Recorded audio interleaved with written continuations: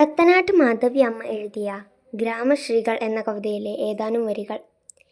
നാണിച്ചു പോകുന്നു നീളൻ കുട ചൂടി ഞാനീ വരമ്പിൻ കൊതുമ്പിൽ നിൽക്കേ, ഏതൊരു വിശ്വവിദ്യാലയത്തിങ്കലൻ സോദരിമാരെ പഠിച്ചു നിങ്ങൾ.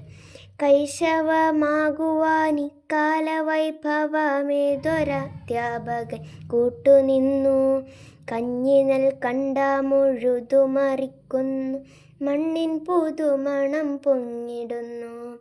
ഉണ്ണിക്കതിരോന്റെ പൊന്നുകപ്പാടേറ്റ് വിണ്ണിൻ വിളിപ്പാടും ചൊന്നിതല്ലോ.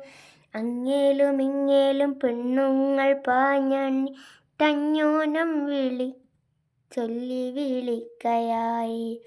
വേലിപ്പടർപ്പിലെ പച്ചിലച്ചാർത്തിങ്കലോല കിളികൾ ചിലച്ചിടുന്നു.